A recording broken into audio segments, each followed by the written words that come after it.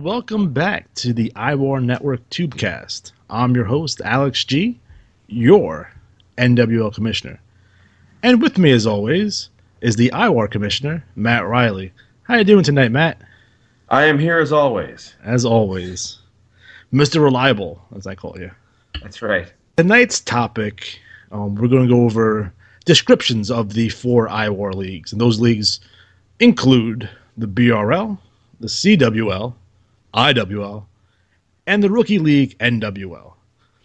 So, Matt, do you want to go into some of the descriptions and histrionics of the BRL? Sure. It was founded in 1985. That's right, I said 85. Now, was that the first league ever? No, it was the second league. Okay. The first was the All-Star League. And the Battle Royal League was a hotbed for a while.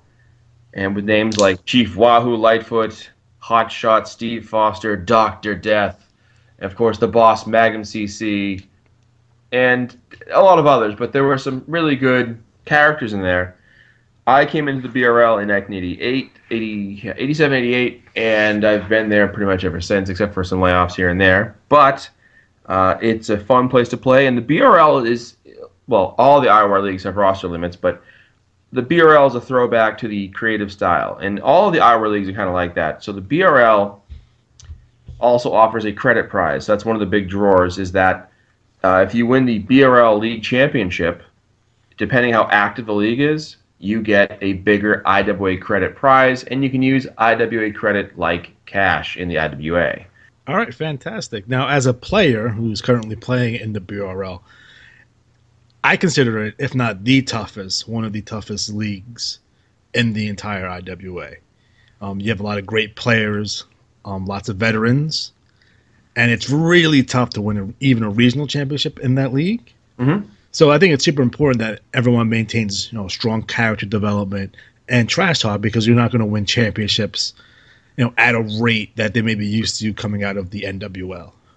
Yeah, I mean, and one of the things people often will be skeptical about joining the WRL because it is so tough. So I always tell players that, if you're going there just to win titles, you might be frustrated. But just if you go in with the idea of having a good time and competing and playing, then you'll have fun. And really, the BRL, the competition level has always been pretty high. It's gone through some fluctuations over the years, but it's now another high point, and it is incredibly competitive, which is nice. And part of it's the lure of the credit prize, another part of it's just the strong players in the house. So that BRL Battle Royal League, if you will, has a lot of fun bonuses too. So it's a way to get players involved, and it is, like you said, it's one of the toughest leagues in the game, if not the toughest. So. And now, in terms of trash talk, it's almost like a phone book with the trash talk. There's so much stuff going on. A lot of players with a lot of great trash talking TTs over there. Can you tell me some of the bigger names and some of the stars of the current the BRL? Currently, the BRL has many of the big names in the game. Of course, you lead off with Sir Gunter Kinderwacht, who is the current Iwar World Champion, and you have icons like Frank Leatherman Snow, the Extreme Icon Hannibal, money-driven Mike Sebastian just got reactivated, so he's back. You have some really top teams like Punk Rock Mike at age 26, Rude Duty's in there causing some mayhem. Absolutely. Luther Alexander, Lumberjack Zach James, the Rock and Roll Express just showed up again, so they're back. Nice. And of course, you have some rising stars like Ghostly Shadows. You have Saskatchewan Sasquatch. Yes. El Barbero, one of my favorites. And, of course, The Obsession, Caleb Connolly. And then, of course, you have the Chief Bold Gray Fox, who was the poor guy whose horse got butchered in the NWL. Yes. Canadian, the Canadian Hammer, Gunnar Molson, his brother, Canadian Crusher, Jax Molson. So there's a lot of talent in here. If you're looking to come into a league and take on some big names, there's names like Tommy Challenger, who's a multi-time BRL champion. He returned recently. He's raising hell. You have John Body, who also does the commentary for the TV shows. It depends. We recently had the addition of the world's greatest wife, Kim Kardashian, who is a cross-dressing wrestler. So that's a whole family of craziness. Can't forget the tag team. The BRL is kind of the de facto IWA tag team league. There's always been really good tag teams in the BRL. and there's no difference now. Like numbers 1 and 3 are really good. They've been, won the Derby, won the Murano. They're just really top of their game. And, as a whole, there's a lot of colorful characters. Of course, there's Hot Stuff Adam Cash and Fatty the Butcher. I have Superstar Rick Riley there. Senior Lucha. There's a lot of colorful characters. But what I always feel is that, you don't have to worry about winning a title every cycle. There's also the commissioner's titles to be involved with. There's so much going on that you don't have to worry about just one aspect of the game in the BRL. Now, would you consider the BRL a traditional league? Yeah, I would. I mean, it's pretty standard tradition setup. There's no colorful names for the regional titles. They're still like Atlantic, Eastern, etc. We have a bonus for the Battle Royal. It's 2-for-1 entry, so you can spend $1 and get 2 wrestlers in the Battle Royal. We also have a bonus of 5 free matches for the Battle Royal winner or the TV champion. So it's really got a lot of rich prizes. CWL, the Continental Wrestling, a lot of great events to be a part of. Commissioned by Andy tell me Coney, about the is one of the CWL. foremost. Now, that's a league I consider in establishing a new type of play. In the BRL, it's very traditional to send your trash talk in as you would your matches. But in the CWL, what Andy does is you send him your trash talk for your wrestler. He takes that trash talk and he weaves it into a Monday Night Raw type show called Dynamite. And it reads like you're watching a television program, like you'd watch Raw or Nitro back in the day. And it makes for a different experience. So instead of just having these random submissions of comments and trash talk and attacks, it weaves where you're watching a show. They open the show, they're at the announcer's desk, they go to promos, they go to matches. And it really offers a different experience. And it really shows when players coordinate and work together, they can really put together a really fantastic product. Yeah, if you guys ever get a chance, spend the $1, pick up that bulletin, and then read Dynamite. I think they do a fantastic job over there. Lots of hard work going on over there. And I think overall it gives it a different feel for the league, and it gives it a way different approach. The CWL, I would say, I don't think is as tough as the BRL. I mean, one thing about the BRL is the BRL is crowded. There's I think 100 active wrestlers in that league. The CWL has a little smaller network of wrestlers. There's about, I'd say, roughly 50-odd wrestlers active, which is about half as many. But, we always look at it's quality over quantity. The wrestlers range and skill level. So it's not quite as tough as BRL, but there's also a lot of great players. Like Andy's really tough just to start with, so you have to deal with him. But it makes it a fun league the way that it's set up, and it's really easy. Especially, I always tell players, if you want to TT just a little bit but have it look fantastic, you can send Andy your submission. He'll make it look wonderful. Yeah. So it's a way to really get involved. Who are some of the top stars over in the CWL currently? Well, the CWL has a number of colorful stars. You're going to start with the kind of number one guy, the Ethereal Guardian, who's a multi-time Iwar champion, multi-time Continental champion. He's been around forever, done it all. Doug Gavilon, who said I think he won 5 league titles last year, so he's very dangerous. Quieter. Then you have the guys like Clark Pierpont, which is one of my favorite characters. He's a 30s style gumshoe. Yes. In the vein of Dick Tracy. Yeah, and I remember when first I started reading his trash talk, it was like, yeah, see, yeah. So it's in the lingo is fantastic. Of course, you have Victor Von Schnapp and the Von Schnapp family. So you have Alex, Axel, and Alec. They're always in the hunt for titles. Yep. You have the 1%ers, Carton Cornelius Waldorf and Fleetwood Statler IV, which they're kind of like the rich prep boy tag team, a Harvard tag team, if you will. Goliath O'Brien, Farragus Brennan, I messed those names up. You have the Dragon Master, the Great White Dragon, so those guys are in there as well. Clyde Cosworth.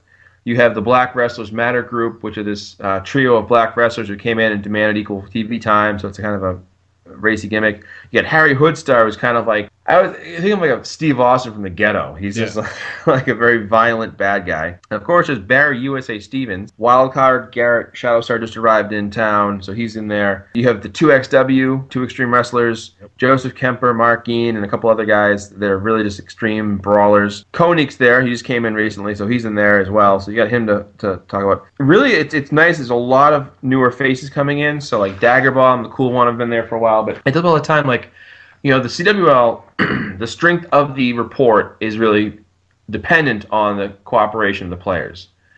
And on the one hand, you can submit a small sampling to him and kind of get your character on the show and work your way up the ladder. And basically the more you give him to work with, the easier it is for him.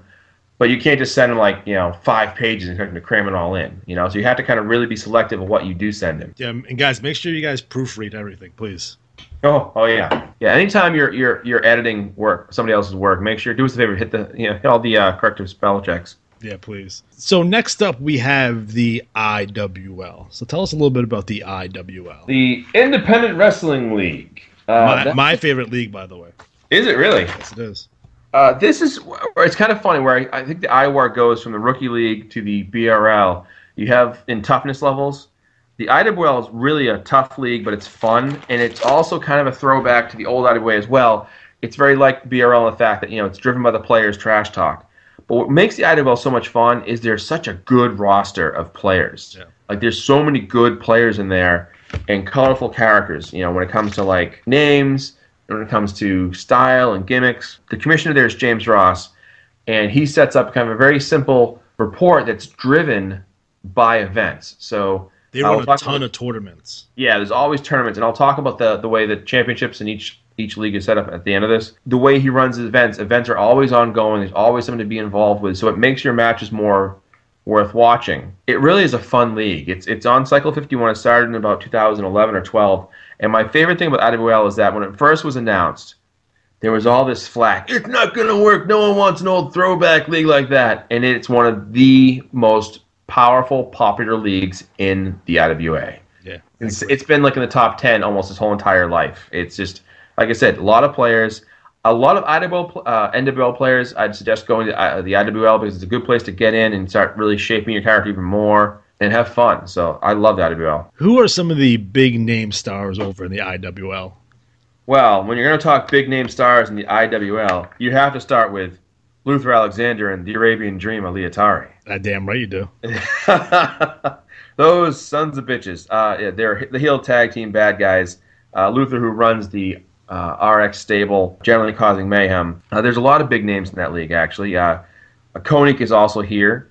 You have the Empire recently came in. Yes. So Triple X, Xavier Extreme, Alex Styles, Dylan Matthews. You have the Phantom Striker, a former Iwar world champion. You have Stunning Jack Vermillion. You have Magnum TL. You have Roach's Wrestlers, who Dr. Monty Roach, one of the best managers in the game, who, don't forget, promises you a strategy worth at least $483 if you listen to his advice. The Great David is here. We have the Regulators, Texas Jesse Tombstone, Shotgun James, Carnage, and, of course, Blackjack Robertson. Yep. Crimson Girim, who was a big star at the NWL, came over here and kept on rolling. We've had some new additions. We've had the Rednecks. You got Scotty Flash in there. You have a lot of, what I like about this is there's a lot of character wrestlers that are great names. Rich Von Bruiser, Achilles Leos, Tim Riggins III, Sasha, the world's toughest woman. Felix Nine Lives Benaventura. Don't forget about Crazy Carl. Oh, Crazy Carl, man, he's awesome too. It's like there's so many good wrestlers in here, and then you have like Cowboy Jim Spur, Steve the Hitman Chambers, one of my favorite bad guys, and of course the Bear Sandy Francisco. Not to mention, the Shadow Tony Lewin, Craven Cross just arrived, and the IWL Heavyweight Champion, the Dungeon Master, Gregward Snodgrass. Man. Oh, and I couldn't forget the Gronky Tonk Man. Or former IWA Champion, Rowdy Restaghini. Yes. Yeah, so I mean, there's so many names, and what's nice about this league, there are a lot of active wrestlers, and there's a lot of feuds going on and fun, so it really makes it an interesting league to be into because there's so much going on. There's always something happening. It makes it worthwhile to join the IWL. Last but not definitely least, the NWL. Well, tell me how the NWL got started. The NWL was originally, there were two rookie leagues, the American Wrestling League and the Steel Federation, which was the AWL, and the National Wrestling League, which was founded at the same exact time. Now, the problem was you had two different commissioners kind of basically helping the rookies join in. Well, the commissioner of the NWL dropped out. He just fell off the face of the earth. Frank Snow and myself went to that way and said, hey, we'll step in and help these rookies. And the idea we had in place was, let's not just make this league fun. Let's make it like an educational league that teaches you how to play the game from a perspective of stats, strats, writing trash talk, having feuds, creating characters. And we've tried to do that throughout, the different teams of commissioners. And really, the NWL is about giving the players that come in the best experience possible. And one of the things that happened was the AWL came to a crossroad where they could either declare themselves as a veteran league and take their rookie status off. Because one thing about rookie status is if you're a rookie league, no one can transfer into your league. So it makes it that, players can create new wrestlers if they're in the league already, but you cannot transfer a wrestler into a rookie league. And one of the aspects of the NWL that's different from any other league in the game is there's a time limit. When you join the NWL, you have 17 cycles to learn the game. And then your wrestler has to transfer out to a new league. Now, the transfer's free, so you have that little bonus to pay for your new league, but it gives players a chance to learn the game, and then it helps prevent a dominant player from sticking around and just crushing the rookies, because what happens a lot is you see a player come along, they're really good, and then they just keep crushing, and the other rookie player's like, oh, man. So it's good to have that graduation level. Plus, what it does is it helps strengthen the game at large. Now, some of my favorite stars in the NWL currently, and there's a lot of them, folks. You have my favorite, King Klondike. Yes. You have Neo Dragon. You have the Ghetto Master Jr., who is due to graduate very soon. So, David, you have to graduate. You have Rock Simpson. You have Killer Clown. You have Natalie Bowen. And the funny thing about the NWL, I am the commissioner, by the way, if you guys didn't know that. I have a lot of players who don't want to leave. So they're so used to and they really enjoy what we do in terms of our contests and events, our TV show. When it's time for them to leave, it's kind of like NXT now, where some of those guys on NXT is like, no, I want to stay in NXT. We're kicking some ass down here. It's awesome. Yeah. But they have to go. It's just being fair. In terms of contests and events that we run, we just came off the Rumble of the Bronx. We're heading into Beantown Brawl, which I am currently working on the promotional material for that. We have the NWL main event, which is our TV show, very similar to Dynamite.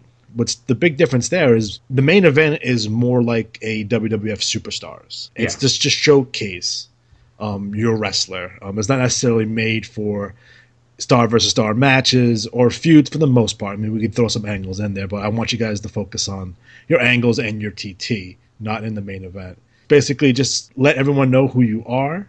Most of the time they're squash matches. Every once in a while we'll throw a title match on there. But again, I want to leave the star versus star matches more for the pay-per-views. We're going to start running more of those in the future. So I just want you guys to be cognizant of that. And then the NWL, again, it's a learning ground.